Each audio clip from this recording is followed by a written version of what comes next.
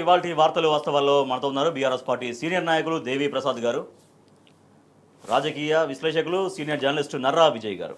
Good morning అండి, welcome to వార్తలు వాస్తవాలు. ఇక తెలంగాణ కన్నీళ్లు తెలిసింది బీఆర్ఎస్కు మాత్రమే అంటూ స్పష్టం చేశారు బీఆర్ఎస్ అధినేత కేసీఆర్. అలాగే జనం గుండెల్లో నుంచి గులాబీ జెండా తీసేయడం ఎవరి తరము కాదు అంటూ ఆయన ఉద్ఘాటించారు. ఈ మేరకు నిన్న తెలంగాణ భవన్లో రాష్ట్ర కార్యవర్గ విస్తృత స్థాయి సమావేశం జరిగింది. దాంతోపాటుగా పార్టీ సిల్వర్ జూబ్లీ వేడుకల్ని కూడా ఏడాది పొడవునా నిర్వహిస్తాం, ఖచ్చితంగా మళ్ళీ జనం విశ్వాసం చూరగొంటాం, మళ్ళీ ఖచ్చితంగా అధికారంలోకి వస్తామనేది ఆయన వెల్లడించినటువంటి విషయం. దేవిప్రసాద్ గారు, నిన్న మీ పార్టీ అధ్యక్షులు కేసీఆర్ గారితో జరిగిన దిశానిర్దేశం పార్టీ శ్రేణులందరిలో కూడా ఎటువంటి ఒక నూతన ఉత్సాహాన్ని జవసత్వాల్ని మళ్ళీ నింపింది. గుడ్ మార్నింగ్ రాజేష్ గారు, విజయ్ గారికి, వీక్షకులకి అందరికీ శుభోదయం. నిన్న బీఆర్ఎస్ పార్టీకి సంబంధించినటువంటి విస్తృత స్థాయి సమావేశం జరిగింది. అందులో కేసీఆర్ గారు ఒక సుదీర్ఘమైనటువంటి తన ఆలోచనని, అంటే 25 ఏళ్లుగా తెలంగాణ రాష్ట్ర సమితి ఏర్పడడం, అట్లాగే ఏర్పడిన తర్వాత అధికారంలోకి రావడం, అధికారంలో ప్రజల సంక్షేమం కోసం అనేక అభివృద్ధి సంక్షేమాలు చేయడం, ఆ తర్వాత వివిధ కారణాల వలన పార్టీ పరాజయం కావడం, ఈ 14 నెలలుగా కాంగ్రెస్ పరిపాలన జరుపుతున్నటువంటి విధ్వంసాన్ని అన్నీ కూడా తేట తెల్లంగా నిన్న మా నాయకులకు అందరికీ కూడా దిశానిర్దేశం చేశాడు.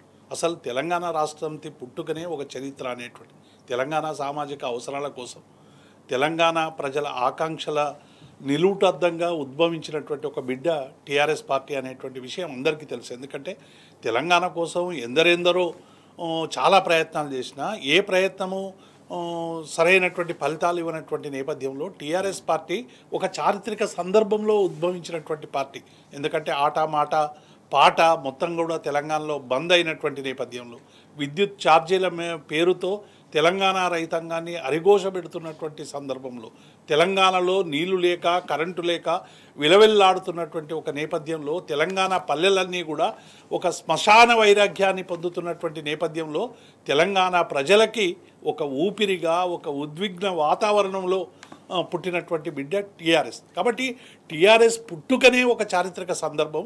ఈ చారిత్రక సందర్భం నుండి 14 ఏళ్ల ఉద్యమ ప్రస్థానం ఎట్లా జరిగింది, ఎన్ని కష్టాలు కన్నీళ్లు ప్రజల నుండి విముక్తి చేయడానికి పార్టీ ఎంత పనిచేసింది అనేటువంటి విషయాన్ని కేసీఆర్ గారు, ఎందుకంటే ఈ చరిత్ర అంతా కూడా నూతన తరానికి, ఎందుకంటే ఈ ఉద్యమం అంతా కూడా జరిగి దాదాపు 12-13 ఏళ్ళు కావస్తా ఉంది. కొత్తగా వచ్చినటువంటి ఓటర్లకు ఎవరికి కూడా తెలంగాణ అసలు ఎందుకు వచ్చింది, తెలంగాణ రావడానికి అవసరమైనటువంటి అకాడమిక్లు చదువుతూ ఉన్నారు ఏదో బిట్స్ రూపేణ, కానీ వారికి అందరికి కూడా చరిత్ర వివరించాలి, తెలంగాణ ఉద్యమ చరిత్రను. అందులో కేసీఆర్ గారు సబ్బండ వర్ణాలను కలుపుకొని ఒక యుద్ధమే చేసినటువంటి సందర్భాన్ని కూడా దాన్ని ప్రజలకు వివరించాలనేటువంటి విషయం. అట్లాగే 10 ఏళ్లలో అనేక సంక్షేమ అభివృద్ధి పథకాలు కూడా కేసీఆర్ గారు ప్రజల కోసం ఇచ్చారు. ఎందుకంటే నీటి కోసం తల్లాడుతున్నటువంటి ప్రజలకు, విద్యుత్ కోసం తల్లాడుతున్నటువంటి ప్రజలకు, పేదరికంలో విలవిల్లాడుతున్నటువంటి ప్రజలకు, వీటికి అన్నిటికి కూడా ఒక ఉపశమనం కలిగించాలని విద్యుత్ మీద, నీటి మీద, వివిధ రంగాల మీద పెట్టినటువంటి కృషి. అంటే కేవలం ఇది ఒక సంక్షేమ పథకాలుగానే చూడకుండా వాటి వెనుక ఉన్నటువంటి ఒక తత్వాన్ని, ఒక ఫిలాసఫీని కూడా విస్తృతంగా ప్రజల్లో ప్రచారం చేయాలని కూడా నిన్న కేసీఆర్ గారు చెప్పినటువంటి అంశాలు నిజంగా ఒక 2 గంటల పాటు అందరం కూడా ఒక పాఠశాల విద్యార్థుల్లాగా నిన్న వారు చెప్పినటువంటి ప్రతి మాటని ఇలా ప్రజల్లోకి తీసుకుపోయి బీఆర్ఎస్ పార్టీ నిర్మాణాన్ని బలోపేతం చేయాలి, ప్రజలకు అండగా నిలబడాలి, కష్టాల్లో ఉన్నటువంటి ప్రజలకు అండగా ఉండి మేము అధికారంలోకి రావడం పోవడం అనేటువంటిది సమస్య కాదని నిన్న కేసీఆర్ గారు చాలా స్పష్టంగా, అధికారం కోసమే మనం ఇవన్నీ చేయడం లేదు, తెలంగాణ ప్రజల కోసం చేస్తూ ఉన్నాం, ఏ ప్రజల కోసమైతే ఈ పార్టీ ఉద్భవించిందో ఆ ప్రజల కోసమే నిలబడాలనేటువంటి ఒక విషయాన్ని చాలా స్పష్టంగా నిన్న వివరించిన తీరు మమ్మల్ని అందరినీ కూడా నేపథ్యాల గురించి కూడా చెప్పారు దేవిప్రసాద్ గారు. పార్టీ అన్ని రాజకీయ పార్టీలకు చరిత్ర ఉండొచ్చు, కానీ అదేవిధంగా అన్ని రాజకీయ పార్టీల చరిత్ర అంటే బీఆర్ఎస్ చరిత్ర ఒకటి కాదు. తెలంగాణ చరిత్రే టీఆర్ఎస్ లేదా బీఆర్ఎస్ చరిత్ర, టీఆర్ఎస్ లేదా బీఆర్ఎస్ చరిత్రనే తెలంగాణ చరిత్రగా అభివర్ణించారు ఆయన. రాజేష్ గారు, నిజం కదా, అసలు టీఆర్ఎస్ పార్టీ ఎందుకు పుట్టింది, ఏదో ముఖ్యమంత్రి కావాలనో లేకుంటే మంత్రివర్గం కావాలనో పుట్టలేదు. తెలంగాణ రాష్ట్ర సాధన కోసం ఉద్భవించినటువంటి పార్టీ. చావు నోట్లో తలబెట్టి కేసీఆర్ గారు అమర నిరాహార దీక్ష చేయడం, దానికి సంబంధించి అనేక ఉద్యమాలు, సకల జనుల సమ్మె, సహాయ నిరాకరణ, మిలియన్ మార్చు, తర్వాత వంట వార్పు, ఢిల్లీ సాగరహారం, ఇటువంటి అనేక ఉద్యమాలకు నేపథ్యాన్ని వహించినటువంటి కేసీఆర్ గారికి అసలు తెలంగాణ చాలా మంది కలలు కంటారు, ఏదైనా ఒక ఆశయాన్ని కలలు కనడం అనేటువంటిది ప్రతి ఒక్కరం కలగంటాం. కానీ ఆ కళను నిజం చేసుకోవడం అనేటువంటిది ఒక టీఆర్ఎస్కు మాత్రమే సాధ్యమైంది. ఏ లక్ష్యంతో టీఆర్ఎస్ పుట్టిందో తెలంగాణ రాష్ట్ర సాధన కోసం, ఆ రాష్ట్ర సాధన సాధించినటువంటి ఏకైక party TRS party. Right Vijay గారు, అంటే టీఆర్ఎస్ ఇప్పటి టీఆర్ఎస్ పుట్టుకనే చాలా గొప్పగా అభివర్ణించారు. తెలంగాణ చరిత్ర ప్రసవించిన బిడ్డ టీఆర్ఎస్గా ఆయన అభివర్ణించారు. అంటే తెలంగాణ సాధన కోసం ఏర్పడి గమ్యం వైపు ఎట్లా పోయామనేది నిన్న చాలా సమగ్రంగా, అంటే ఎన్నో సందర్భాల్లో వారు వివరిస్తూనే ఉన్నారు. నిన్న మరోసారి ఆయన వివరించినటువంటి తీరు ఎట్లా అనిపించింది? ఇవాళ ఈ సమయంలో బీఆర్ఎస్ పార్టీ నాయకత్వానికి మొత్తం గ్రామస్థాయి కార్యకర్త దగ్గర నుంచి రాష్ట్ర స్థాయి నాయకుల వరకు నిన్న వారు చేసినటువంటి దిశానిర్దేశం ఎట్లా ఒక నూతన ఉత్తేజాన్ని నింపిందిగా చెప్పుకోవచ్చు. ఒక రాజకీయ పార్టీ ప్రస్థానం, రాజకీయ పార్టీ పెట్టినటువంటి ఉద్దేశం దాదాపు 24 సంవత్సరాలు పూర్తి చేసుకొని రజతోత్సవాలు చేసుకుంటున్నటువంటి ఒక రాజకీయ పార్టీ. భారతదేశంలో చూసినట్లయితే ఒక ప్రాంతీయ అస్తిత్వము, ఒక ప్రాంతాన్ని విముక్తి కల్పించాలనే లక్ష్యంతో ఒక రాజకీయ పార్టీని ఏర్పాటు చేసి ఆ లక్ష్యాన్ని ముద్దాడి ఆ డెవలప్మెంట్, ఆ ప్రాంతం అభివృద్ధి కోసం కూడా పాటుపడినటువంటి పార్టీగా దేశ చరిత్రలో ఉన్నటువంటి పార్టీలలో తెలంగాణ రాష్ట్ర సమితి బీఆర్ఎస్కు ఒక ఉన్నటువంటిది, ఒక మైలురాయిగా ఉన్నటువంటిది. ఆ ప్రాంతీయ అస్తిత్వాన్ని ప్రాంతీయ అస్తిత్వ లక్ష్యంతో చేరుకున్నటువంటి పార్టీలు, ముఖ్యంగా తెలంగాణకు సంబంధించినటువంటి దాంట్లో మనం పూర్వం చూసినట్లయితే ఈ ప్రాంతంలో నిజాంకు వ్యతిరేకంగా, అదేవిధంగా తెలంగాణ రైతాంగ పోరాటము ఇవన్నీ జరిగినాయి. కానీ అవి ఫలితాలు సాధించలేదు, మధ్యలోనే తెలంగాణ సాయుధ పోరాటం కూడా పూర్తి స్థాయిలో సక్సెస్ కాలేదు, మధ్యలోనే విరమించుకున్నటువంటి. ఆ తర్వాత తెలంగాణ ప్రాంతానికి సంబంధించిన అస్తిత్వము, ప్రత్యేక రాష్ట్రానికి సంబంధించినటువంటి పార్టీ పెట్టి సక్సెస్ అయినటువంటి పార్టీ ఒకే ఒక పార్టీ తెలంగాణలో ఉన్నటువంటి టీఆర్ఎస్ కేసీఆర్ నాయకత్వంలో ఉన్నటువంటిది. ఆ 14 ఏళ్ల పోరాటము, ఆ తర్వాత 10 సంవత్సరాల పరిపాలన ఏ రకంగా అంటే తెలంగాణను భారతదేశంలో ఒక మంచి గుర్తింపు తెచ్చే విధంగా తలసరి ఆదాయము, ఆర్థికంగా అప్పటి వరకు తెలంగాణ అంటే వెనుకబాటుతనము, తెలంగాణ అంటే పరిపాలించుకోరాదు, వీళ్ళకు భాష కూడా సరిగా రాదు అని హేళన చేసినటువంటి సమైక్య ఆంధ్రలో ఉన్నటువంటిది. ప్లస్ మిగతా రెస్ట్ ఆఫ్ ద ఇండియాకు కూడా తెలంగాణ అంటే అది ఒక అమాయకత్వం అయినటువంటిది, నక్సలైట్ల అనే ముద్ర, ఒక బ్యాడ్ వలసలు వెళ్తారు అనే కానీ అది బీఆర్ఎస్ పార్టీ పోరాటం ఉన్న సందర్భంలో కావచ్చు, ఉద్యమంలో కావచ్చు, ఆ తర్వాత 10 సంవత్సరాల పాలనలో దాని మీద చెడిపేసి ఇది ఒక రిచెస్ట్, ఇప్పుడు తెలంగాణలో ఉంటే ఒక గొప్పతనం, ఒక గర్వంగా మిగతా రాష్ట్రం వాళ్ళు కూడా ఫీల్ అయ్యేటువంటి పరిస్థితి తెలంగాణకు వచ్చింది. ఈ పరిస్థితి రావడానికి ఒక ప్రాంతీయ అస్తిత్వంతో స్థాపించినటువంటి కేసీఆర్ పార్టీ పెట్టినటువంటి పార్టీ ఆ రకమే ఒక రాజకీయ లక్ష్యంతో ఒక మంచి అభివృద్ధి, తెలంగాణ అభివృద్ధి కోసం పెట్టినటువంటి లక్ష్యం నెరవేరింది. ఇప్పటివరకు 25 సంవత్సరాల ప్రస్థానంలో పోరాటము, పరిపాలన ద్వారా తెలంగాణను భారతదేశంలో ఒక అగ్రగామిగా నిలిపేటువంటి శక్తిగా మాత్రం బీఆర్ఎస్కే దక్కింది. ఇప్పటికే ప్రధాన ప్రతిపక్షంగా కాంగ్రెస్ ప్రభుత్వ వైఫల్యాలపైన వీరోచితంగా ముందుకు సాగుతున్న బీఆర్ఎస్ క్యాడర్కి నిన్న పార్టీ అధినేత కేసీఆర్ గారి దిశానిర్దేశం అనేది చాలా గొప్పగా జవసత్వాలు, మరొక నూతన ఉత్తేజాన్ని నింపినాయని చెబుతున్నారు. గ్రామస్థాయి కార్యకర్త నుంచి రాష్ట్ర స్థాయి నాయకత్వం వరకు కూడా చాలా గొప్పగా నిన్న వారి దిశానిర్దేశం రాబోయే రోజుల్లో మరింత ఉత్సాహంగా పనిచేసేందుకు దోహదపడుతుందిగా చెప్తున్నారు. బీఆర్ఎస్ సిల్వర్ జూబ్లీ వేడుకలు ఏడాది మొత్తం నిర్వహిస్తామని నిన్న బీఆర్ఎస్ అధినేత కేసీఆర్ ప్రకటించారు. దాంతో పాటుగా కాంగ్రెస్ ప్రభుత్వ వైఫల్యాలను, ముఖ్యమంత్రి రేవంత్ రెడ్డి వైఫల్యాన్ని కూడా ఆయన సమావేశంలో ఆయన చర్చించారు. రైట్, దేవిప్రసాద్ గారు, నా మంత్రులు సరిగా పనిచేయట్లేరు, వాళ్ళు పనిచేయట్లేరు, తర్వాత ఐఏఎస్లో నా మాట వింటలేరు అంటూ ఐఏఎస్ల పైన నెపమిట్టడం, అసలు ఎవరైనా అంటే తెలంగాణ పరువు పోతుంది అనేది కూడా నిన్న కేసీఆర్ గారు మాట్లాడినటువంటి మాట. నిజంగా ప్రభుత్వ వైఫల్యాలని, ముఖ్యమంత్రి రేవంత్ రెడ్డి వ్యవహార శైలిని, ఆయన వైఫల్యాలని ఎట్లా నిన్న సమావేశంలో చర్చ జరిగింది? నిన్న మీరు కూడా సమావేశంలో ఉన్నారు. ఇప్పుడు రాజేష్ గారు, కేసీఆర్ గారు వారికి రాజనీతిజ్ఞత కానీ, ఒక సుదీర్ఘకాలం పరిపాలన అనుభవం, తర్వాత ఉద్యమ నేపథ్యం, ఇవన్నీ కూడా కలగలిపి ఒక మానవత్వాన్ని కూడా ఆ పరిమళాన్ని జోడించి పరిపాలన ఎట్లా నడిపిండో 10 ఏళ్ళు మనం అందరం కూడా చాలా స్పష్టంగా చూసినాం. రేవంత్ రెడ్డి 14 నెలల్లోనే అసలు నిన్న కేసీఆర్ గారు ఒక మాట అన్నారు, ఏ ప్రభుత్వమైనా కొంచెం మనకంటే మంచిగా చేసి పేరు తెచ్చుకుంటుందని ఎవరైనా భావిస్తారు, కానీ 14 నెలల్లే అయ్యో ఆ కేసీఆర్ వస్తే బాగుండనేటువంటి ఒక పర్యాయ పదం ఇవాళ పల్లెల్లో వినరావడం వెనక ఉన్నటువంటి విధ్వంసాన్ని ఇవాళ ప్రజలకు మనం చెప్పాల్సినటువంటి అవసరం. గురుకులాలకు సంబంధించి కూడా వారు చెప్పారు. గురుకులాల్ని మనం స్థాపించి వాళ్ళ ఆ విద్యార్థులందరినీ కూడా ఇవాళ ఐఐఎంలకు, ఐఐటీలకు డాక్టర్లుగా ఎవరెస్ట్ శిఖరాల వరకు కూడా ఎక్కించినటువంటి తెలంగాణ ప్రభుత్వం ఇవాళ ఈ 14 నెలల్లోనే గురుకులాల్లో 54 మంది ఎందుకు చావాల్సినటువంటి పరిస్థితి వచ్చిందనేటువంటి విషయాన్ని, రైతులను ఆదుకోవడంలో ఇవాళ ప్రభుత్వం ఇచ్చినటువంటి హామీలన్నీ ఉల్లంఘన చేసేటువంటి నేపథ్యం కానీ అన్ని రంగాల్ని ఏ ఒక్క రంగం కూడా ఇవాళ మంత్రులు పనిచేస్తలేరు, ఐఏఎస్లు పనిచేస్తలేరంటే అసలు ముఖ్యమంత్రే పనిచేస్తలేడు అనేటువంటి ఒక పదాన్ని డెఫినెట్గా వస్తుంది. ఏ ప్రభుత్వమైనా తమ విధానాల వల్ల ఇలా గతంలో రేవంత్ రెడ్డి గారు ఏమన్నారు, కేసీఆర్ గారి పరిపాలనలో పలానా ఆయన XYZ అనేటువంటి ఐఏఎస్ అధికారులు అందరూ కూడా వేల కోట్ల రూపాయలు సంపాదించుకొని ఇలా అవినీతి పరులుగా మారిందని చెప్పినటువంటి ఆ XYZలను ఇవాళ ఏబీసీగా ప్రభుత్వంలో పెట్టుకొని నడిపిస్తున్నది ఎవరు రాజేష్ గారు? డెఫినెట్గా ఇవాళ రేవంత్ రెడ్డి ప్రభుత్వంలో ఇవాళ అన్ని రకాలుగా వాళ్ళకు సహకరించేటువంటి ఐఏఎస్ అధికారులను పెట్టుకొని వాళ్ళతో తప్పులు చేపిస్తున్నాడు రేవంత్ రెడ్డి. ఇవాళ ఐఏఎస్ అధికారులను తప్పుపట్టడం కాదు, రేవంత్ రెడ్డిని తప్పుపట్టాలి, దీన్ని చూస్తూ చూడనట్టు చేస్తున్నటువంటి రాహుల్ గాంధీని తప్పుపట్టాలి. ఆయన అన్నారు మేము ఒక తప్పు చేయమంటే వాళ్ళు ఒక తప్పు ఎందుకు సార్ 3 తప్పులు చేద్దామంటారు. అంటే అసలు ఒక తప్పు చేయమని ముఖ్యమంత్రి ఎందుకు చెప్పాలి అధికారులకు అన్నటువంటి చర్చ కూడా బయలుదేరింది.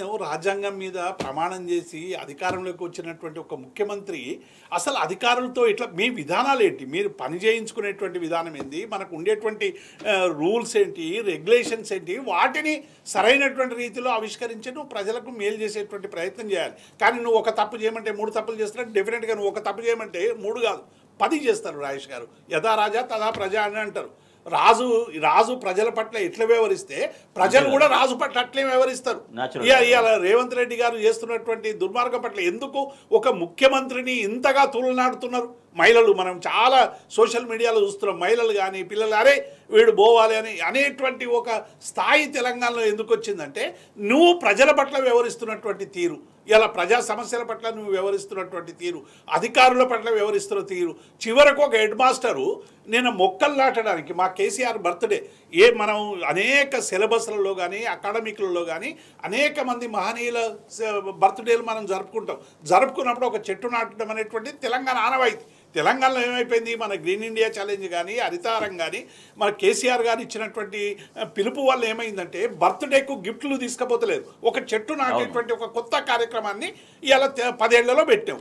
ఆ నాయకులు పోయి చెట్లు నాటితే స్వీట్లు వంచితే ఓర్చుకోలేని ఒక హెడ్ మాస్టర్ను సస్పెండ్ చేయడం అనేటువంటిది ఏ మేరకు సబబు ఇది రాజేష్ గారు?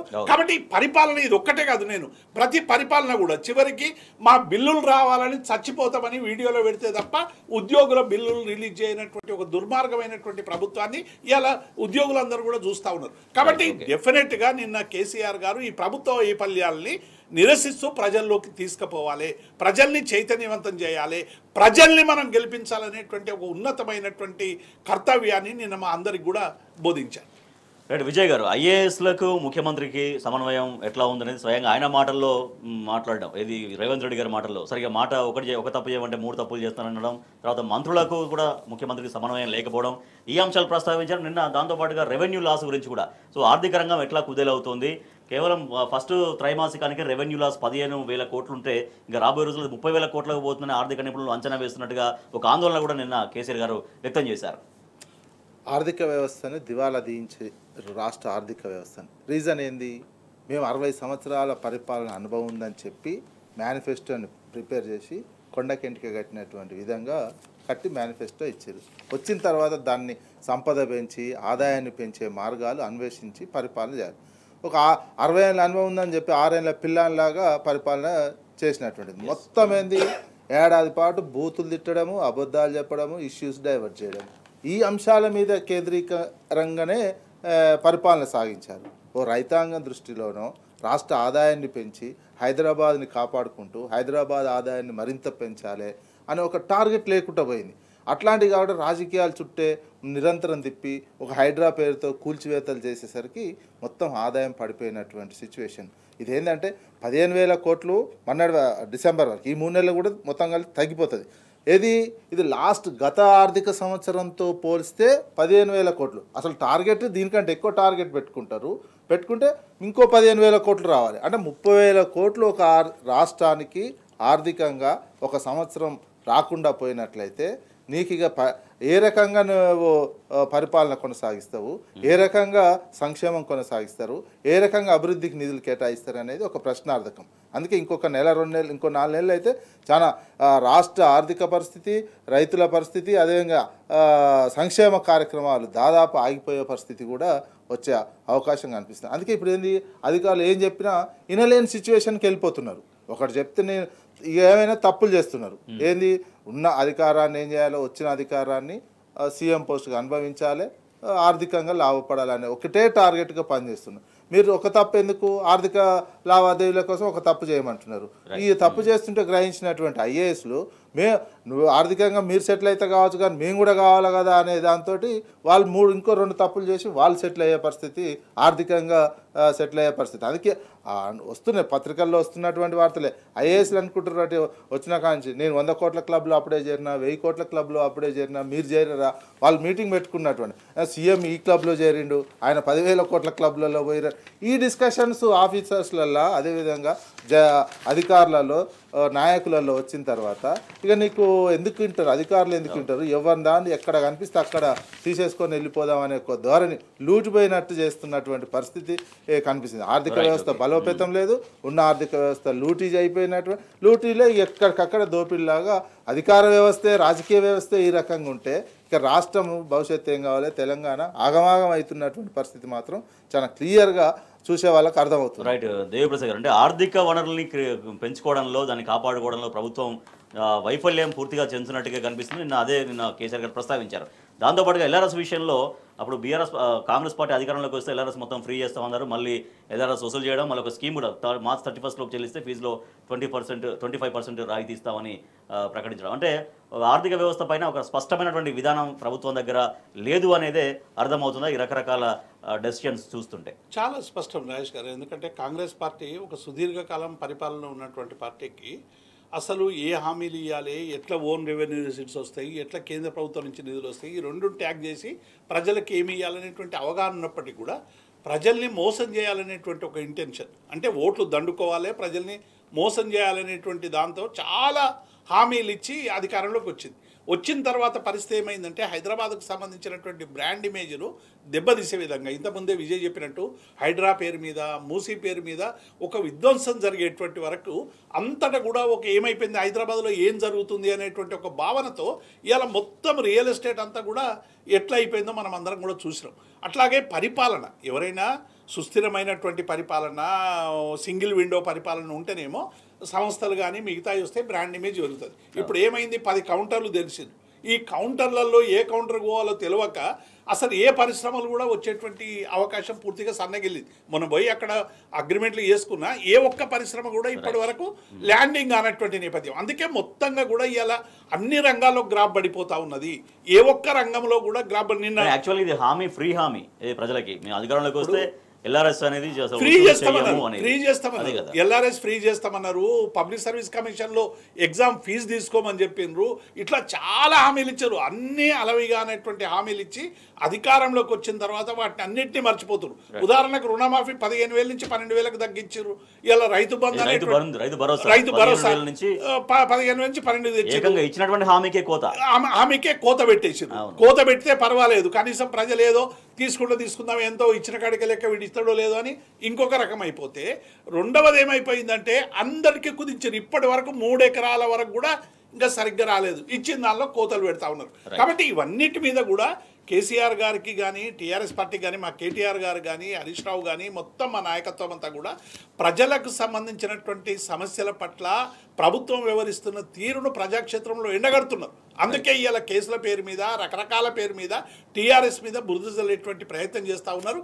వారు ఎన్ని చేసినా మాకు అధికారం పరమావధి కాదు, మేము తెలంగాణ ప్రజల పక్షాన ఉండి పోరాడమే తెలంగాణ రాష్ట్ర సమితి లక్ష్యమని కేసీఆర్ గారు చాలా స్పష్టంగా వివరించారు. విజయ్ గారు, ఎల్ఆర్ఎస్ అనేది మేము అసలు తీసుకోము, ఛార్జ్ చేయమనేది అప్పుడు హామీ. సో తర్వాత మళ్ళీ ఛార్జ్ చేయడం, ఇప్పుడు మళ్ళీ ఒక ఆఫర్, ఒక స్కీమ్ పెట్టడం, 25% రాయితీ మార్చ్ 31 లోపు కట్టడం.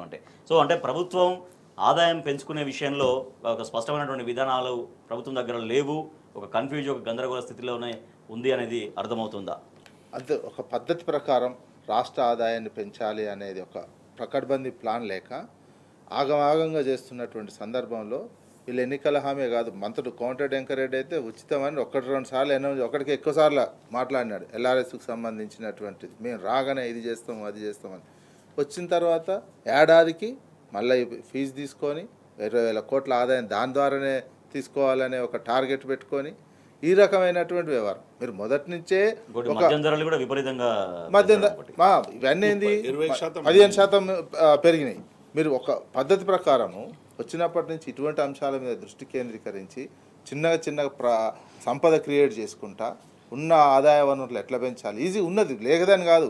మీరు విధానాలు సరిగ్గా లేక ఏ రకమైనటువంటి పరిపాలన తీసుకోవాలనే కాన్సన్ట్రేషన్ చేయక వివిధ రకాల బూతులతో డైవర్ట్ చేసినటువంటి నేపథ్యంలో ఆఖరికి వచ్చి పిడుగు మీద పడుతున్నటువంటి సందర్భంలో ఎల్ఆర్ఎస్ మీద అదేవిధంగా ఎక్సైజ్కి సంబంధించి రేపటి రిజిస్ట్రేషన్ ఛార్జీలు కూడా మళ్ళీ పెంచుతారేమో. ఏ రకంగా చేసుకోవాలని ఏమైనా పీల్చి పిప్పి చేయాలి ప్రజల నుంచి పీల్చి రక్తాన్ని పీల్చి ఎక్సైజ్కి సంబంధించి అయితే టార్గెట్లో పెడుతున్నారు. అదేవిధంగా ఇసుకకు సంబంధించినటువంటిది అందులో ఎంత దోపిడీ చేస్తున్నారు ఎంత ప్రభుత్వానికి ఆదాయం వస్తుంది ఉందో మొత్తం ఆదాయం పడిపోయింది ఇసుకకు సంబంధించినటువంటి సొంత ఉంటుంది. అందుకని ఒక పద్ధతి ప్రకారము ఒక విధానాలు రూపొందించుకొని సంపద క్రియేషన్ చేసేటువంటి లక్ష్యాలు లేక ఆగమాగంగా ఎక్కడ పడితే ఏడ దొరుకుతుంది. ఇప్పుడు ఏంటంటే భూమి కుదా పెడతారు ఒక దగ్గర 10,000 మన ఏం చేశారు దన్న భూమి ఎఫ్ఆర్బిఎం పరిధిలోకి ఎక్కడ వస్తాయో లోన్లు అని చెప్పి భూములను కుదువబెట్టి కొత్త పద్ధతి కుదువబెట్టి 10,000 కోట్లు ఇక్కడ ఇప్పుడు ఎల్ఆర్ఎస్ తోటి ఇంకోటి ఎక్కడ పడితే అక్కడ అగవాం చిందరగందరగోళంగా చేస్తున్నారు ఆర్థిక పరిస్థితిని. రైట్. ఇక మొదటి త్రైమాసికంలోనే ఆర్థిక సంవత్సరానికి సంబంధించి రెవెన్యూ లోటు ఉంది. ఇవాళ అది 15,000 కోట్లు, రాబోయే రోజుల్లో 30,000 కోట్లు పోయే ప్రమాదం కూడా ఉంది అంటూ కేసీఆర్ ఆందోళన వ్యక్తం చేశారు. సో ఇటువంటి అనాలోచిత విధానాలతో నిర్ణయాలతో కాంగ్రెస్ గ్రాఫ్ మొత్తం పడిపోతుంది. ఉప ఎన్నికలు ఇప్పుడు ఎవరైతే పార్టీ ఫిరాయించినటువంటి ఎమ్మెల్యేలు ఉన్నారో ఆ స్థానాల్లో ఖచ్చితంగా ఉప ఎన్నికలు వస్తాయి.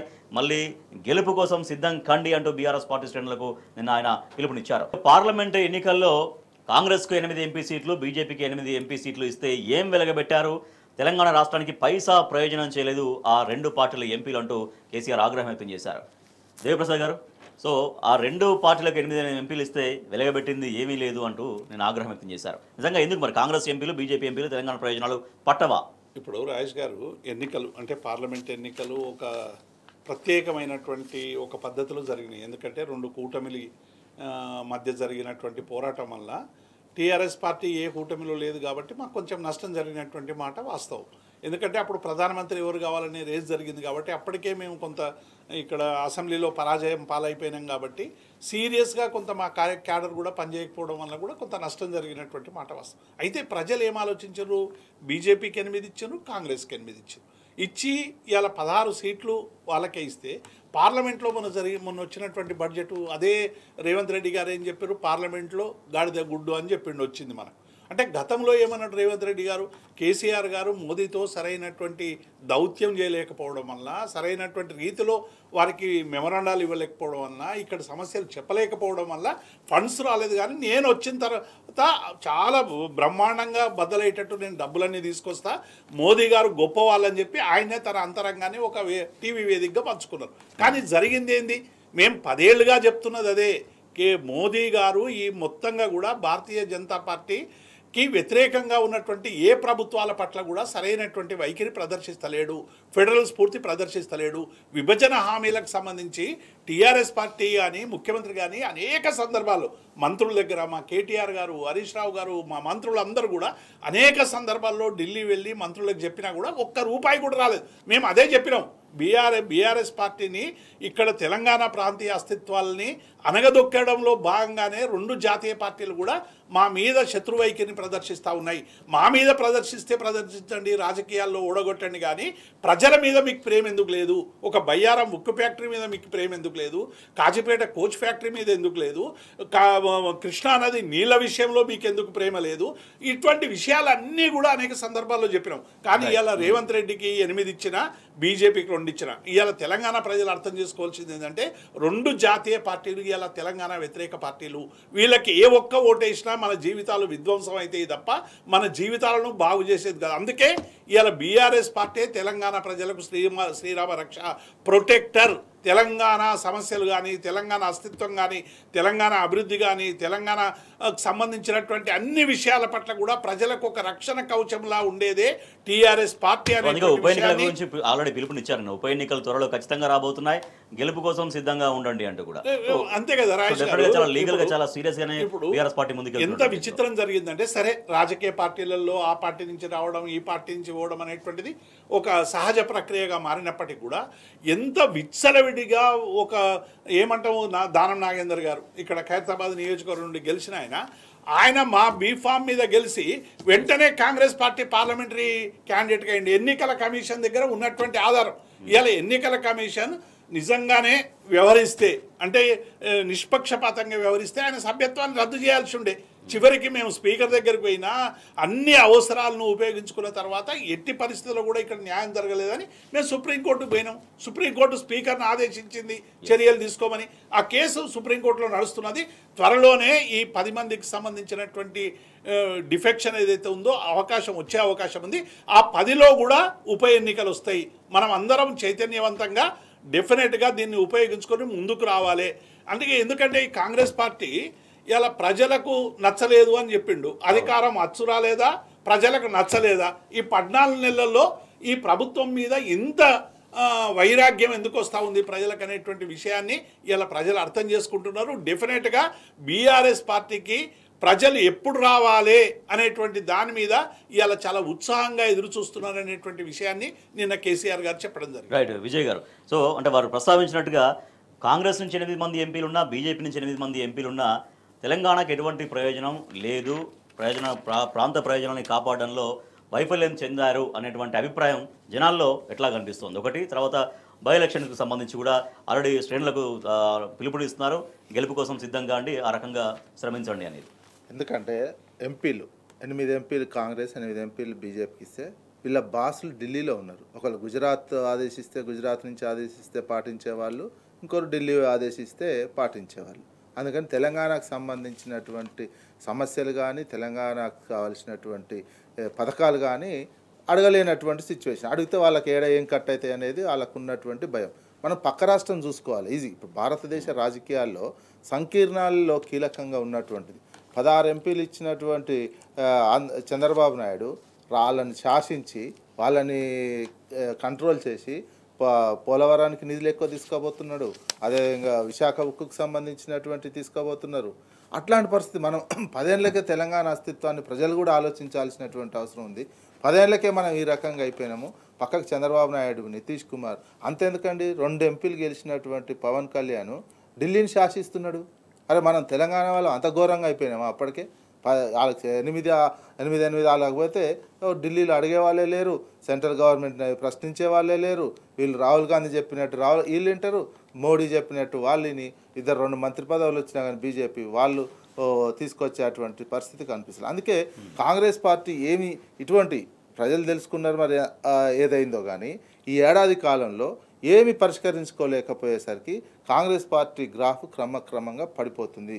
అందుకే అధికారులు సహకరిస్తారు. వితిన్ ద మంత్రుల్లో కూడా ఎవరికి కాన్ఫిడెన్స్ లేనటువంటిది మంత్రులు. అందుకే అప్పుడే ముఖ్యమంత్రి కేటీఆర్ అని మంత్రులే మాట్లాడే సిచ్యువేషన్ వస్తుంది. వాళ్ళు నిరంతరం ఎందుకంటే అరే అయిపోయింది మా పని అయిపోయిందని, నేనే చివరి సీఎం అని ఈయనకీనే చెప్పుకుంటున్నాడు. ఇక ఈ రకమైనటువంటి పరిస్థితి కాంగ్రెస్లో ఏర్పడింది. మరోవైపు బై ఎలక్షన్కి సంబంధించినటువంటి భయం, ఈ కంప్లైంట్ ఇచ్చినటువంటి నేపథ్యంలో ఆ సుప్రీంకోర్టు విచారణ జరుగుతుంది. మీరు టైం బౌండ్ పెట్టాలి, మహారాష్ట్ర లాగా చేస్తారా, మేము చూస్తూ ఊరుకోము, ఒక ప్రజాస్వామికమైనటువంటి విధానాలు ఉంటే ఎమ్మెల్యేలు ఊకనే పార్టీలు మారుతారు. సుప్రీంకోర్టు తీవ్ర కామెంట్స్ చేస్తుంది. బీఆర్ఎస్ పార్టీ ఉప ఎన్నికలు సిద్ధం కావడంతో పాటుగా ప్రజలు కూడా అంటే ప్రభుత్వం పట్ల ఉన్నటువంటి ఒపీనియన్ ని రిఫ్లెక్ట్ చేయడం కోసం ఎదురు చూస్తున్నట్టు కనిపిస్తుంది ప్రజలు. ఎందుకంటే ప్రజల్లో ఏ పథకం వస్తలేదు, ఒక అసహనం పెరిగిపోయింది ప్రజల్లో. 14 నెలలకే ఉన్నటువంటి ప్రభుత్వం అరే మేము ఇంత ఆశించినాము ఏది రావట్లేదు, వచ్చేవి కూడా ఆగిపోతున్నాయి అనే ఒక అసంతృప్తి. ఈ చేతులు ఆడట్లేవు, రైతాంగం చేతుల్లో ప్రజల్లో డబ్బులు ఆడతలేవండి.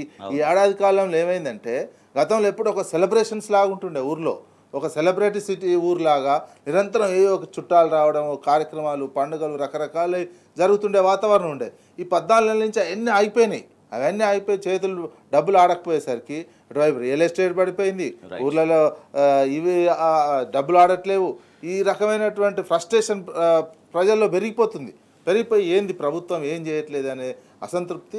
ఇప్పుడు వస్తే ఎలక్షన్, అందుకే ఈ మధ్యకాలంలో పోతే సర్పంచ్ ఎలక్షన్లు ఎప్పుడు అని ఊర్లలో అడుగుతున్నారు. అప్పుడే తొందరగా వస్తలేవు ఏంది అనే అటువంటి ఆతృతతో ఎదురు చూస్తున్నాయి కూడా కొంతమంది కామెంట్స్ విన్నాం. రైట్. దేవిప్రసాద్ గారు, తెలంగాణ పైన మరో రూపంలో చంద్రబాబు అడుగు కూడా పెడతారంటూ ఆయన కూడా ఒక రకమైనటువంటి అప్రమత్తత కూడా సూచించారు. ఎందుకంటే కృష్ణా జలాలు ఇప్పటిదాకా భారీగా దోసుకెళ్తున్నారు, ఇంకా ఇదే కొనసాగితే తెలంగాణ మరింత ఇబ్బందులు పడుతుందంటూ చంద్రబాబు అడుగు మరో రూపంలో వస్తుంది అనేటువంటి ఒక హెచ్చరిక కూడా నిన్న చేశారు. ఇప్పుడు రాజేష్ గారు, తెలంగాణ అస్తిత్వాన్ని వ్యతిరేకించినటువంటి వాళ్ళు, తెలంగాణ ఉద్యమాన్ని వ్యతిరేకించే శక్తులందరూ కూడా ఇవాళ ఒక్కటై తెలంగాణ రాష్ట్రాన్ని, తెలంగాణ పరిపాలనకు సంబంధించినటువంటి గత ప్రయోజనాలన్నీ కూడా విధ్వంసం చేసేటువంటి ఒక పెద్ద కుట్ర జరుగుతాం.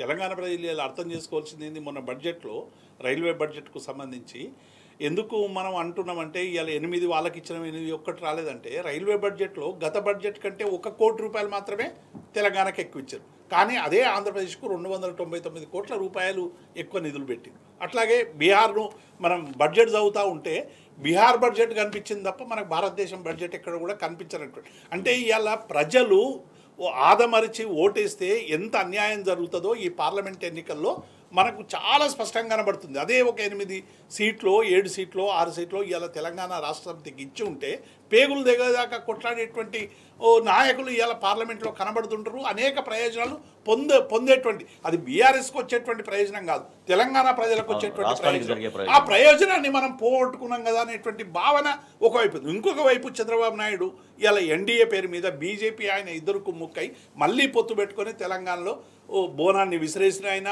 తెలంగాణ అంటే తుపాకీ పెట్టి ఇచ్చిన ఆయన, వీళ్ళందరూ కూడా వచ్చి ఇలా తెలంగాణను ఉద్ధరిస్తామంటే ఇలా దయ్యాలు వేదాల వల్ల ఇచ్చినట్టు వీళ్ళని ఎవరైనా ప్రజలు పలకరించేటువంటి అవకాశం ఉందా? కానీ రకరకాల పేర్ల మీద ఇలా కేసీఆర్ గారి పరిపాలన మీద, కేసీఆర్ కుటుంబం మీద, కేసీఆర్ చేసినటువంటి అభివృద్ధి మీద రకరకాలుగా చేస్తూ ఉన్నాడు చంద్రబాబు. రోజు కృష్ణా నీళ్ళకు సంబంధించినటువంటి ఏ మంత్రం వేస్తుండో ఇవాళ బంగచెర్లకు సంబంధించినటువంటి సందర్భాన్ని చూస్తూ ఉన్నాం. వరద జలాల పేరు మీద మొత్తంగా కూడా నీటిని తీసుకుపోయి కొట్టేసేటువంటి పని చేస్తూ ఉన్నాడు. పోతిరెడ్డి పాటు రెగ్యులేటర్కి సంబంధించినటువంటి అన్యాయాన్ని చూసినాం. సంగమేశ్వర లిఫ్ట్ ఇరిగేషన్, అక్కడ రాయలసీమకు సంబంధించినటువంటి లిఫ్ట్ ఇరిగేషన్ కూడా చేసేటువంటి ప్రయత్నం చేస్తూ ఉన్నాం. కానీ దీన్ని కనీసం అడ్డుకోవడం కాదు కదా, 2 కళ్ళు అన్నాడు కదా సిద్ధాంతం. ఇలా తెలంగాణకు మోసం చేసి అన్యాయం చేసి నీళ్లు తీసుకుపోతూ ఉంటే నీ కన్ను ఉన్నదా పోయిందా? ఇలా ఒంటి కన్నోడయిందా చంద్రబాబు నాయుడు? ఇలా తెలుగుదేశం పార్టీ 2 రాష్ట్రాల్లో ఉండాలనుకున్నటువంటి చంద్రబాబు కృష్ణా నీళ్లలో తెలంగాణ వాటర్ చెప్పమనండి ఇలా. కాబట్టి ఇలా తెలంగాణ నుంచి నీటిని తీసుకుపోతుంటే అడ్డుకోనటువంటి చంద్రబాబు నాయుడు తెలంగాణ ప్రజలకు సంబంధించినటువంటి విషయాల మీద మాట్లాడేటువంటి నైతిక హక్కు లేదు. అందుకే ఇలా ప్రజలను చైతన్యవంతం చేయాల్సినటువంటి అవసరం ఉందనేటువంటి విషయాన్ని ఇలా టీఆర్ఎస్ పార్టీ చాలా స్పష్టంగా ప్రజల ముందు ఉంచదలుచుకుంది. రైట్. విజయ్ గారు, సో చంద్రబాబు మరో రూపంలో అడుగు పెట్టబోతున్నారు, ఆల్రెడీ పెడుతున్నారు కాబట్టి అప్రమత్తంగా ఉండాలి, మరింత ఇదే కొనసాగితే చాలా తీవ్ర ఇబ్బందులు పడుతుంది తెలంగాణ అంటూ ప్రభుత్వానికి కూడా ఆయన హెచ్చరిక చేశారు కేసీఆర్ గారు. చంద్రబాబు నాయుడు ఏ మొహం పెట్టుకొని తెలంగాణకు వస్తారు? తెలంగాణకు ఉన్నప్పుడు ఆయన ఉమ్మడి ఆంధ్రప్రదేశ్లో ముఖ్యమంత్రిగా ఉన్నప్పుడు తెలంగాణ వనరులన్నీ దోపిడీ చేసినటువంటి వ్యక్తి అతనే. దోపిడీ చేయడమే కాకుండా తెలంగాణ ప్రజలను అణిచివేత, తెలంగాణ ప్రాంతాన్నే నలిపేయాలని చూసినటువంటి ఉద్యమాన్ని అయితే ఇక మొత్తం చంపేయాలని చూసి మొత్తం కాంగ్రెస్ తోటి ఢిల్లీతోటి కుమ్మక్కై చేసినటువంటిది. ఆ అరాచకాన్ని మళ్ళీ మనం తెచ్చుకుంటామా అంటే తెలంగాణ ప్రజలు ఆలోచిస్తారు. అట్లాంటి అరాచక శక్తిని ప్రోత్సహించే అవకాశం తెలంగాణ సమాజం తీసుకోదు. మళ్ళా పొరపాటు చేస్తే ఇంకో 100 ఏళ్ళు వెనకకు పోయేటువంటి సిచ్యువేషన్ కనిపిస్తుంది. అది ఏ రూపంలో వస్తున్నాడు? బీజేపీని అడ్డు పెట్టుకొని, అదేవిధంగా ఉన్నటువంటి బీజేపీని అడ్డు పెట్టుకొని వస్తాడా? మళ్ళీ అదేవిధంగా రేవంత్, ఆయనకు సంబంధించినటువంటి వర్కింగ్ ప్రెసిడెంట్, తెలుగుదేశం వర్కింగ్ ప్రెసిడెంట్గా చేసినటువంటి వ్యక్తి కదా. ఏ రకమైనటువంటి అడ్డు పెట్టుకొని వచ్చినా ప్రజలు రాజకీయ చైతన్యము నిరంతరం ప్రదర్శించాల్సిన, తెలంగాణ రాజకీయ చైతన్యం మాత్రం ప్రజలు ప్రదర్శించాల్సినటువంటి అవసరం వస్తుంది. అట్లాంటి ఊరికనే గందరగోళం గురి కాకుండా రాజకీయ చైతన్యాన్ని నిరంతరం పెంపొందించుకోవాల్సిన బాధ్యత కూడా ప్రజల మీద ఉంది.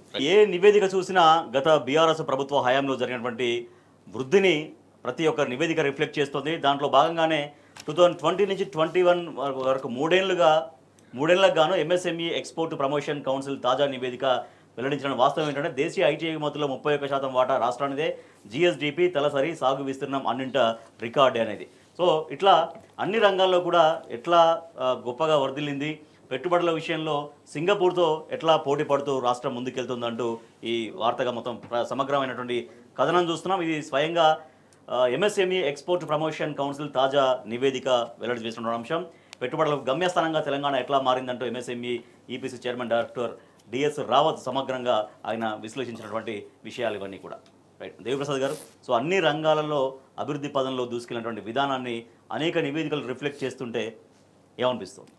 రాజేష్ గారు, కేసీఆర్ గారి పరిపాలన అంటే 14 ఏళ్ల ఉద్యమ ప్రస్థానంలో ప్రజలు ఆశించినటువంటి ఆకాంక్షలన్నీ కూడా ఎజెండా రూపంలో పెట్టి, ఆ ఎజెండానే మేనిఫెస్టోగా పెట్టి, ఆ మేనిఫెస్టోలే ప్రభుత్వ ఆదేశాలుగా తీసుకొచ్చినటువంటి ఏకైక పార్టీ టీఆర్ఎస్ పార్టీ. ఇట్లా మేము రుణమాఫీ అది ఇది అని చెప్పి ప్రజల్ని మోసం చేయలేదు. 6 నెలల్లో, సంవత్సర కాలంలో నాణ్యమైనటువంటి విద్యుత్తుని ఇస్తామని చెప్పి కేసీఆర్ గారు 6 నెలల్లోనే నాణ్యమైనటువంటి విద్యుత్తుని ఇచ్చినటువంటి నాయకుడు కేసీఆర్ గారు. రెండవది, ఇవాళ నీటికి సంబంధించినటువంటి విషయంలో గోసపడుతున్నటువంటి తెలంగాణ ప్రజలకు గ్రౌండ్ వాటర్ రీఛార్జీల్లో కానీ, కాలువల ద్వారా నీళ్ళు ఇవ్వడం కానీ, అనతి కాలంలోనే ప్రాజెక్టులు పూర్తి చేసి నీళ్ళు ఇచ్చినటువంటి నాయకుడు కేసీఆర్ గారు. కాబట్టి ఈ విద్యుత్ వలన, నీళ్ళు ఇవ్వడం వల్ల, రైతుకు రైతు బంధు ఇవ్వడం వల్ల వ్యవసాయం పెరిగి 60 లక్షల టన్నుల నుంచి 3 లక్షల టన్నులకి ఎగబాకినటువంటి సందర్భాన్ని చూసాం. కాబట్టి అన్ని రంగాలకి ఇవాళ మొత్తం రంగాల్లో కూడా నిన్న ఇచ్చినటువంటి నివేదికలో మా ఆర్థిక మంత్రి సరిగ్గా చదవకుండా దాన్ని మొదలే ప్రజెంట్ చేసిండు. చేసే వరకల్లా ప్రజలలో ఏమైంది, కేసీఆర్ పరిపాలన ఇంత గొప్పగా జరిగితే కాంగ్రెస్ పార్టీ ఎందుకు అబద్ధాలు చెప్తున్నదని చెప్పి ప్రజల్లో చర్చ వచ్చే వరకు దీన్ని మొత్తంగా కూడా నిన్న డిలీట్ చేశారు. మీరు డిలీట్ చేస్తే మాయమైపోతుందా? కేసీఆర్ గారి పరిపాలనకు సంబంధించిన అంశాలు లేకుంటే మా సమగ్ర సర్వే అన్ని డిలీట్ చేస్తూ ఉన్నారు. అంటే కేసీఆర్ను డిలీట్ చేయాలని మీరు కంప్యూటర్లో డిలీట్ చేస్తే ఇవాళ మా మెదళ్లలో ప్రజలు ఎక్కించుకుంటున్నారు. కరెంటు పోగానే కేసీఆర్ని అడుగుతున్నారు, పరిశ్రమలు రాకపోతే కేసీఆర్ని అడుగుతున్నారు, నీళ్లు రాకపోతే కేసీఆర్ని అడుగుతున్నారు, కూల్చి చేస్తే కేసీఆర్ అంటున్నారు.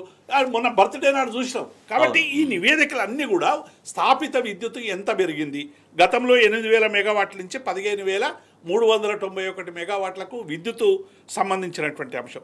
కంపెనీ రిజిస్ట్రేషన్లు రాజేష్ గారు 2021లో 1,23,599 ఉంటే 1,57,064 వచ్చినాయి. ఎట్లొచ్చినాయి? ఈ నూతన టీఎస్ఐ పాస్ తీసుకొచ్చి కేటీఆర్ గారు అద్భుతంగా విదేశాలు తిరిగి బహుళజాతి సంస్థలకు సంబంధించినటువంటి వాళ్లకు సరైనటువంటి రీతిలో ప్రజెంట్ చేసి ఇక్కడ పరిపాలన పట్ల చెప్పి ఒక గొప్ప కృషి చేస్తే ఇవాళ పరిశ్రమలు వచ్చినాయి. ఇవాళ పరిశ్రమలన్నీ కూడా మళ్ళీ వెనక్కిపోయేటువంటి పరిస్థితి వచ్చింది. తలసరి ఆదాయంలో కూడా మనం చాలా సందర్భాల్లో చెప్పుకున్నాం, 1 లక్ష నుంచి 3 లక్షలకు పైగా పెరిగింది అనేటువంటి అంశం. అట్లాగే జిఎస్టిపిలో కూడా పెరుగుదల 9,43,78,000 కోట్ల నుంచి 15 లక్షల కోట్లకు ఎగబాకడం అనేటువంటిది. ఇది కేవలం ఏదో అంకెల గారడి కాదు, ఇది టీఆర్ఎస్ పార్టీ కరపత్రం కాదు, ఇది ఒక ప్రభుత్వం ఇచ్చినటువంటి నివేదిక. ఈ నివేదికలో అన్ని రంగాల్లో, ఒక్క రంగం కాదు, స్టార్టప్స్ 2016లో 400 ఉంటే 22లో 2,000 వరకు వచ్చినాయి. ఇక అట్లాగే కొత్త ఫ్యాక్టరీలు 15,342 ఉంటే 13,063 వచ్చినటువంటి సందర్భం. అంటే ఇవన్నీ కూడా గ్రామీణ ప్రాంతాల్లో ఎస్ఎంఎస్సీలు ఎట్లా పెరిగినాయి, అట్లాగే ఎక్స్పోర్ట్స్ ఎట్లా పెరిగినాయి, 3 ఏళ్లలో తెలంగాణ ఐటీ అభివృద్ధి ఎట్లా జరిగింది, ఆర్థిక సంవత్సరంలో మనం ఎట్లా ఏ రంగానికి ఎట్లా ప్రాతినిధ్యం ఇచ్చినటువంటి అంశాలన్నీ కూడా ఈ నివేదికలో రావడం అనేటువంటిది కేసీఆర్ 10 ఏళ్లలో చూపించినటువంటి ఒక దార్శనికత. ఇక్కడ లా అండ్ ఆర్డర్ విషయం కానీ, విద్యుత్ విషయంలో కానీ, విద్యుత్ కోసం ఇందిరా పార్క్ దగ్గర ధర్నాలు చేసినటువంటి సందర్భాన్ని చూసాం. పారిశ్రామిక సెలవులు ఇచ్చినటువంటి నేపథ్యాన్ని తెలంగాణలో మనం అందరం కూడా చూసినాం. వీటిని అన్నింటినీ పారదోలి ఇవాళ హైదరాబాద్ డెస్టినేషన్ అయిపోయింది. అన్నిటికి కూడా పెట్టుబడులకు ఎక్కడ డెస్టినేషన్ అంటే ప్రపంచంలో హైదరాబాద్ అనేటువంటి ఒక స్థాయిని ఈ 10 ఏళ్లలో కేసీఆర్ గారు తీసుకొచ్చారు. కాబట్టి ఇగో ఇన్ని రంగాలలో ఇంత అభివృద్ధి జరిగిందనేటువంటి మాట వాస్తవం. ఈ అభివృద్ధి అంతా కూడా కనుమరుగు చేసి మేమేదో చేసినామని చెప్పుకునేటువంటి ప్రయత్నం చేస్తే నిన్న డొల్లయింది. వాళ్ళే పెట్టారు, వాళ్ళే డిలీట్ చేసి. Right, okay. Vijay garu, Reserve Bank of India release చేసిన నివేదిక చూసినా తర్వాత వారు అన్నట్టుగా మొన్న 4 రోజుల కింద స్వయంగా డిప్యూటీ సీఎం బట్టి విక్రమార్క రిలీజ్ చేసినటువంటి రాష్ట్ర ఆర్థిక గణాంకాల నివేదిక చూసినా, ఇవాళ ఎంఎస్ఎంఈ నివేదిక చూసినా, సో ఇక జరిగినటువంటి ప్రగతిని మాత్రం నిజానికి దాచలేరు కాబట్టి ఇక అది బహిరంగ పరచవలసిందే. సో జరిగినటువంటి డెవలప్మెంట్ని, అన్ని రంగాల్లో సాధించిన ప్రగతిని ఎట్లా వాళ్ళ రాష్ట్ర ప్రజలు గుర్తు చేసుకుంటున్నారు. కేసీఆర్ గారు తెలంగాణను ఎట్లా చేశారంటే అంతకుముందేమో మొత్తం కరువు కాటకాలు, తిండికి ఇబ్బంది, ఆత్మహత్యలు ఉన్నటువంటి సందర్భంలో ఈ 10 సంవత్సరాల కాలంలో స్టార్టింగ్ నుంచి ఎండింగ్ వచ్చేసరికి జనరల్గా ప్రపంచవ్యాప్తంగా ఏంటంటే సిటీస్ ఉంటాయి, హ్యాపెనింగ్ సిటీస్, న్యూయార్క్, వాషింగ్టన్, ఇటువంటి సెయింట్ లూయిస్, ఇట్లాంటివన్నీ హ్యాపెనింగ్ సిటీస్ లాగా ఉన్నటువంటివి ఉంటాయి. అటువంటి హ్యాపెనింగ్ సిటీని ఒక తెలంగాణని తండా నుంచి మొదలుపెట్టి హైదరాబాద్ వరకు కూడా ఒక హ్యాపెనింగ్ స్టేట్ లాగా తయారు చేసినటువంటి సిచ్యువేషన్ కేసీఆర్ గారికి ఉంది. ఆ రిపోర్ట్స్ ఆర్బీఐ చెప్తుంది, అదే రిపోర్ట్స్. ఎందుకంటే తలసరి ఆదాయం పెరిగింది, తలసరి విద్యుత్ వినియోగము తెలంగాణనే టాప్ ఉంటున్నది, అదేవిధంగా ప్రొడక్షను దేశానికి అన్నం పెట్టేటువంటి సిచ్యువేషను, అదే కాకుండా దేశానికి డబ్బులు ఇచ్చేటువంటి రాష్ట్రం కూడా వన్ ఆఫ్ ది ఇచ్చే 5-6 రాష్ట్రాల్లో తెలంగాణ చేరినటువంటి అందాకపోతే అసలు నిర్మలా సీతారామన్ గారు తెలంగాణ అప్పుల పాలైపోయిందని ఢిల్లీలో పార్లమెంట్లో చెప్తుంది. వాళ్ళని మరి ఆర్బీఐ అదే నివేదిక కదా, ఇప్పుడు ఇచ్చింది కూడా సెంట్రల్ గవర్నమెంటే కదా ఎంఎస్ఎంఈలకు సంబంధించినటువంటిది. మీరు ఎంఎస్ఎంఈ పాలసీ బడ్జెట్ ఇప్పుడు పెట్టారు, ఈ సంవత్సరం ఎంఎస్ఎంఈలకు అంతో ఇంతో ప్రాధాన్యత ఇస్తూ పెట్టినటువంటిది. ఎంఎస్ఎంఈలే భారతదేశంలో ఎక్కువ ఉపాధి కల్పించేటువంటి చిన్న మధ్యతర పరిశ్రమలకు సంబంధించినటువంటి. ఇప్పుడు కేసీఆర్ ఎప్పుడు ఆలోచించి దానికి ఈ 10 ఏళ్ల కాలంలో తెలంగాణ ఆ స్థాయికి జరుగుతుంది. ఎంఎస్ఎంఈల ప్రత్యేకమైనటువంటి పార్కులు ఏర్పాటు చేసి, కంపెనీలు ఏర్పాటు చేసి, వాళ్ళకి ప్రత్యేక సౌకర్యాలు, రాయితీలు, విద్యుత్తుకు సంబంధించినటువంటి ఫెసిలిటీసు, వాటర్కి సంబంధించిన ఫెసిలిటీసు కల్పించి ఎంఎస్ఎంఈలకు ప్రత్యేక శిక్షణకు సంబంధించి దానికి సంబంధించిన స్కిల్ డెవలప్మెంట్కి సంబంధించింది కూడా పెట్టినటువంటి తెలంగాణలో ఉన్నది. ఇంకా మీరు ప్రోత్సహించలే కేంద్ర ప్రభుత్వము. మాకు కావాల్సినటువంటి ఇండస్ట్రీ ఏరియాకు కావాల్సినటువంటి హైదరాబాద్ టు నాగ్పూర్, హైదరాబాద్ టు వరంగల్ ఒక పారిశ్రామిక కారిడార్లు కావాలని అడిగితే కూడా ఇంకేలే ఆ 10 సంవత్సరాల కాలంలో ఇవ్వకుండా తెలంగాణను ఈ రకమైనటువంటి, ఎందుకంటే తెలంగాణ కసితో ఉన్నటువంటిది. ఎందుకంటే వెనుకబాటుతనంతో, పేదరికంతో, వనరులు ఉన్నా కానీ పేదరికంతో, ఆత్మహత్యలతో ఉన్నటువంటి దాన్ని ఒక హ్యాపెనింగ్ తెలంగాణ తీసుకురావడం అంటే చిన్న విషయం కాదు. కసితో డెవలప్ చేస్తేనే, కసితోటి ఓ రకమైనటువంటి అభివృద్ధి నమూనా ఉంటేనే రాష్ట్రం ఏర్పడినటువంటి తొలి 10 సంవత్సరాలలో ఈ రకమైనటువంటి పునాది అనేది చాలా స్ట్రాంగ్ గా పడింది. అందుకే చివరికి వచ్చేసరికి ఏమైంది, ఒక హ్యాపెనింగ్ స్టేట్ లాగా తయారైపోయింది. తండాలలో కూడా హ్యాపెనింగ్సే జరుగుతున్నటువంటి సిచ్యువేషన్ వేరే రాష్ట్రాలలో ఉండదంతా. చిన్న చిన్న తండాలలో కూడా ఇంత వైబ్స్ వచ్చే విధంగా వైబ్రేట్ అయ్యేంత డెవలప్మెంట్ లేదు దేశంలో. ఉత్తరప్రదేశ్ చూసినా, బీహార్ చూసినా, మనం ఎక్కడికి పోయినా ఇప్పుడు పోయి చూస్తుంటే కల్చరల్గా కూడా రోడ్ డెవలప్మెంట్, మనుషులలో అప్పుడేంది పేదరికంతో బక్కచిక్కిపోయినటువంటి సిచ్యువేషన్ ఫేస్లు కనిపిస్తుండేది. ఆహార్యంలో కూడా పేదరికం కనిపిస్తుంది, బట్టలు వేసుకున్నటువంటి. ఇప్పుడు చూడండి ఎగ్జాంపుల్ ఏంటంటే పార్టీ బహిరంగ సభలు. గతంలో ఉమ్మడి ఆంధ్రప్రదేశ్లో పార్టీ బహిరంగ సభలు పెడితే మొత్తం పేదరికం ఎక్కువ కనిపించేది ప్రజల్లో, మొహాలల్లో. కానీ ఇప్పుడు తెలంగాణలో బహిరంగ సభలు పెడితే ఎట్టున్నాయి చూడండి, మొత్తం రకమైనటువంటి వెలుగు కనిపిస్తున్నటువంటి, ప్రజల్లో తేజ్ కనిపిస్తుంది. రైట్, ఓకే దేవిప్రసాద్ గారు. సో మనం ఇక్కడ చూస్తున్నాము మన ఎగుమతుల విలువకు సంబంధించి ఆర్థిక సంవత్సరం 2020-21లో 64,539 ఉంటే అది చివరికి 23-24 వచ్చేసరికి 1,16,500, అంటే దాదాపు డబల్ 66 గారు. అది 10 ఏళ్లకు సంబంధించి కాకుండా 3 ఏళ్లకు సంబంధించి, ఓన్లీ 3 years 3 yearsకి సంబంధించి. నిన్న ఈ ఎక్స్పోర్ట్ వాళ్ళు ఎస్ఎంఎస్సీలకు సంబంధించినటువంటి ఎక్స్పోర్ట్ ప్రమోషన్ కౌన్సిల్ నివేదికలో చాలా కొత్త కొత్త విషయాలు అనేక మంది చెప్పారు.